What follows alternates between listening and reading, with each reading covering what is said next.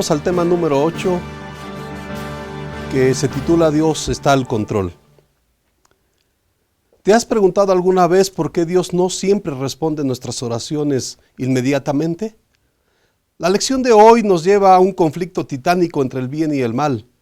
Aunque buscamos a Dios con sinceridad pidiendo respuesta a nuestras oraciones, hay fuerzas satánicas poderosas que trabajan oponiéndose a Dios. A veces esas fuerzas interfieren en la respuesta inmediata de parte de Dios. En el comienzo del capítulo 10, ¿qué le produjo a Daniel una profunda preocupación y un gran conflicto? Sin duda alguna, Daniel estaba muy preocupado porque su pueblo aún estaba en cautiverio. Hace algunos años los medos y los persas habían accedido al trono. Las profecías del cautiverio de los 70 años para los judíos estaba por finalizar. Daniel estaba perplejo. ¿Cuándo sería la liberación de su pueblo? ¿Qué hizo Daniel durante esas 3 semanas enteras? Daniel en el capítulo 10, versículo 3 y 4 dice: No comí manjar delicado, ni entró en mi boca carne ni vino, ni me ungí con ungüento, hasta que se cumplieron las 3 semanas. Es claro que Daniel durante esas 3 semanas ayunó y oró. ¿Quién le apareció a Daniel en medio de esta gran aflicción? Daniel, en el capítulo 10, versículos 5 y 6, dice la palabra de Dios: Alcé mis ojos y miré y aquí un varón vestido de lino y ceñidos sus lomos de oro de Ufaz.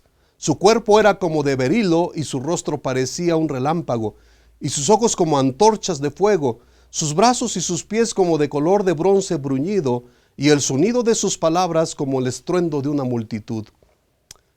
Una comparación cuidadosa de la descripción que da este texto de la Escritura nos permite identificar al individuo descrito. Y es claro que la palabra hombre, de deslumbrante brillo de Daniel 10, no es otro que nuestro Señor Jesucristo. Jesús se interesa a veces y a veces viene de manera personal para responder nuestras oraciones. ¿Qué le sucedió a Daniel cuando recibió la abrumadora presencia de Cristo? Daniel 8 y 9 dice la Escritura así: Quedé pues yo solo y vi esta gran visión y no quedó fuerza en mí. Antes mi fuerza se cambió en desfallecimiento y no tuve vigor alguno. Pero oí el sonido de sus palabras y al oír este sonido de sus palabras, caí sobre mi rostro y un profundo sueño con mi rostro en tierra. Daniel no pudo soportar la presencia gloriosa de Cristo. Perdió sus fuerzas y cayó en un sueño profundo. En su misericordia, nuestro Señor envió al ángel Gabriel para que respondiera a la oración de Daniel. ¿Y cómo le llamó el ángel a Daniel en el versículo número 11? La Escritura dice que el ángel le dijo: Daniel, varón muy amado. La expresión muy amado es una de las preferidas en la Escritura. Dios la emplea con frecuencia para dirigirse a su amigo Daniel. Los hijos de Dios son muy amados del cielo también. ¿Cuándo fueron escuchadas las oraciones de Daniel? En el versículo número 12 dice que el primer día que Daniel dispuso su corazón. Si Dios escuchó las oraciones de Daniel desde el primer día, ¿por qué aparentemente no hubo respuesta? El versículo número 13 nos dice: Mas el príncipe del reino de Persia se me opuso durante 21 días. ¿Quiénes son el príncipe de este mundo y el príncipe de las potestades del aire, según Efesios 2:2? Cuando Dios creó a Adán y a Eva, les dio el dominio de toda la tierra. Con su caída, ellos perdieron ese dominio. Adán dejó de ser el príncipe de la tierra y Eva no fue más la princesa. Se convirtieron en siervos o en esclavos de aquel a quien habían ellos obedecido. Satanás les quitó el lugar. Se convirtió entonces en el príncipe de este mundo. Daniel oró para que Dios causara una impresión en la mente del rey Ciro, para que liberara a los israelitas cautivos. Mientras Daniel oraba, los ángeles del bien y del mal lucharon por controlar la mente del rey durante 21 días. Hoy en día también se está librando esta batalla en hombres y en mujeres. Pero ¿quién es el único que puede vencer a Satanás? ¿Quién vino a ayudar a Gabriel en su lucha contra el príncipe del mal? En el versículo 3 dice que quien vino fue Miguel. Entre los adventistas hay una comprensión cabal sobre la identidad de Miguel. ¿Quién era Miguel exactamente? ¿Qué significaba ese nombre? El nombre Miguel significa el que es como Dios. Se menciona a Miguel solo 5 veces en toda la Escritura. Además de Daniel 10, 13 y también en el versículo 21, las otras referencias en cuanto a Miguel se encuentran en Apocalipsis 12 del 7 al 9, también en Judas 9 y en Daniel 12, versículo 1 y 2. Estos versículos nos revelan claramente que Miguel es uno de los muchos nombres de Jesús. Jesús es el Cordero, el León, la Roca de la Eternidad, el Lirio de los Valles. No debes confundirte con la expresión Arcángel Miguel de Judas 9.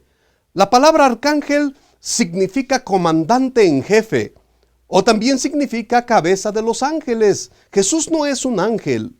Él es divino, Hijo de Dios.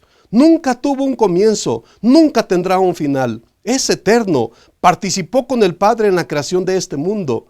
Existía antes de los ángeles y es quien los creó. Daniel es un símbolo o tipo del pueblo de Dios que en el tiempo del fin, su anhelo por liberar a Israel de la cautividad pagana, el surgimiento y la caída de los imperios. ¿Qué 2 naciones se menciona en Daniel 11:2? Grecia y Persia. ¿Cuántos reyes famosos reinaron en Persia? Daniel 11:2. Dice, he aquí que aún habrá 3 reyes en Persia, y el cuarto se hará de grandes riquezas. Sorprendentemente hubo 4 reyes persas muy importantes en ese periodo. Ellos fueron Cambises, Falso Esmirtis, Darío y Asuero. ¿Cómo describe Daniel 11:3 al rey griego que derrotaría al imperio medo-persa? Solamente la Escritura le llama un rey valiente. El poderoso rey griego Alejandro Magno conquistó el mundo a los 32 años con un grupo relativamente pequeño de patriotas griegos. El pequeño ejército de Alejandro cruzó el Esponto en dirección hacia Asia. Tuvo el poderío suficiente como para conquistar por completo el imperio persa y sin embargo, en el nacimiento de su brillante carrera, murió prematuramente a los 33 años de edad. Su reino fue quebrantado y repartido hacia los 4 vientos, tal como se describe en el versículo número 4. Luego de la muerte de Alejandro, sus 4 generales dividieron el imperio: Casandro, Lisímaco, Seleuco y Ptolomeo. Ptolomeo, el rey del sur, gobernó en la tierra de Egipto.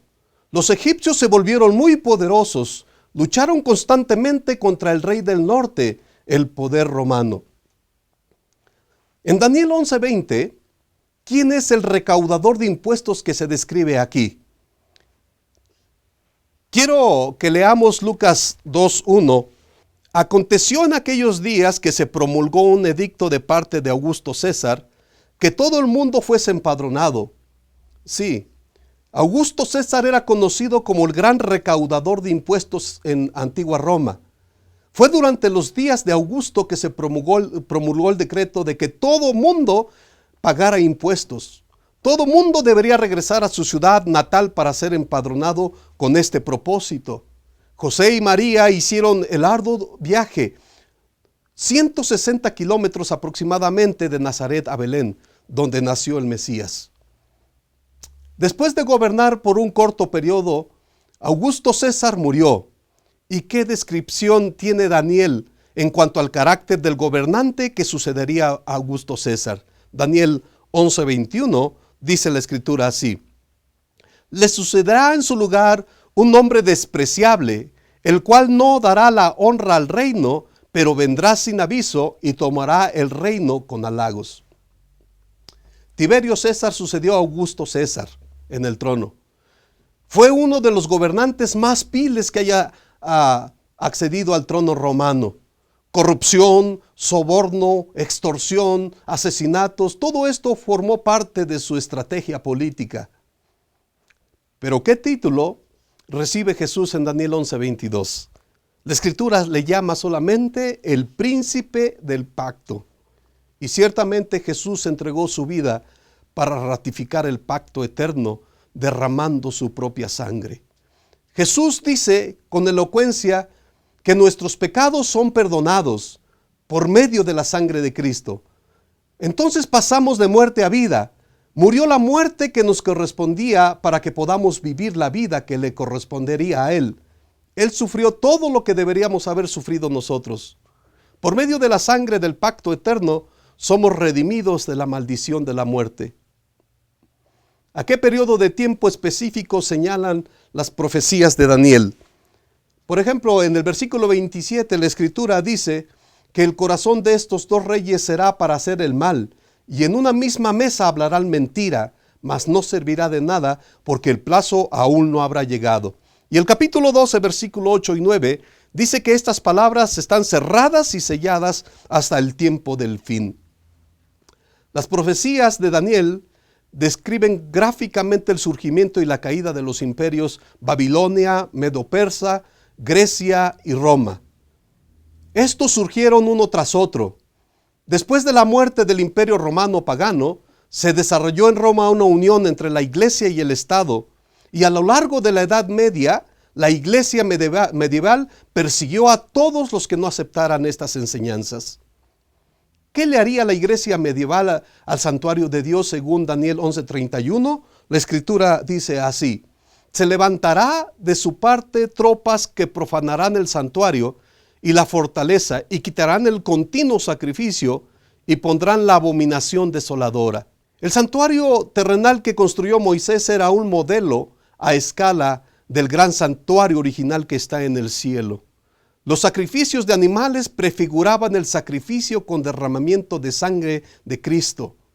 El ministerio de los sacerdotes representaba a Jesús, nuestro representante y mediador en los cielos. El santuario celestial debería ser el centro de nuestra atención. Allí Jesús, nuestro sumo sacerdote, aplica personalmente los beneficios de la cruz en nuestro favor. En los días de la iglesia medieval, templos espléndidos, pomposos, enormes, con sacerdotes y emblemas terrenales, ocuparon el lugar del verdadero sacrificio de Cristo en la cruz y su verdadero sacerdocio en el cielo. El santuario en el cielo se contamina cuando la atención se distrae de él y se enfoca en una imitación terrenal. ¿Qué pruebas tuvo que vivir el verdadero pueblo de Dios durante la Edad Media? Daniel 11:33 y 34, y los sabios del pueblo instruirán a muchos, y por algunos días caerán a espada y a fuego en cautividad y despojo, y en la caída serán ayudados de pequeño socorro, y muchos se juntarán a ellos con lisonjas. ¿La voluntad de quién haría este poder político religioso y a quién exaltaría? Daniel 11:36 nos dice: y el rey hará su voluntad y se ensorbecerá y se engrandecerá sobre todo Dios, y contra el Dios de los dioses hablará maravillas, y prosperará hasta que sea consumada la ira, porque lo determinado se cumplirá. El cristiano auténtico somete su voluntad diariamente a la voluntad de Dios. Jesús reina supremo en el trono de su corazón. El mayor anhelo de todos los cristianos, de todo cristiano verdadero, es descubrir la voluntad de Dios y hacerla. ¿Qué dos reyes entrarán en batalla al final del tiempo? Daniel 11:40 dice solamente que el rey del norte y el rey del sur. El rey del sur representa a Egipto. Los egipcios retaron al Dios verdadero con palabras de abierto desafío. Por ejemplo, en Éxodo 5:2 dice: ¿quién es el Señor? En cierto sentido, el término rey del sur representa a todos los poderes rebeldes, provocadores, ateos y a través de todas las épocas. Y en cuanto al rey del norte, este representa a los poderes religiosos falsos, al norte de Jerusalén. Primero estaba Babilonia y después estaba Roma. Esos dos poderes políticos religiosos falsificaron la verdad de Dios y reemplazaron la ley con mandamientos humanos. El rey del norte representa una religión falsa. En el conflicto entre el rey del norte y el rey del sur, la religión falsa y el ateísmo luchan por la supremacía mundial. El ateísmo se desmorona justo antes de la venida de Jesucristo. Los gobiernos totalitarios entran en colapso. Los países que estuvieron cerrados para el evangelio se abren rápidamente. Con la muerte del comunismo y la apertura procedentes para el evangelio, comienza entonces a cumplirse la profecía de Daniel 11. Cuando la falsa religión se asocie con el Estado en un poderoso reavivamiento religioso espurio, ¿qué sufrimientos provocarán estos? Daniel 11:44 nos dice: pero la noticia del oriente y del norte atemorizarán y saldrán con gran ira para destruir y matar a muchos. El término nuevas noticias que vienen del oriente se refiere a una liberación. Cuando el pueblo de Israel estaba cautivo en Babilonia, Ciro, el rey de oriente, los liberó. Y en Apocalipsis 19, Jesús, el rey de reyes, desciende para liberar también a sus hijos.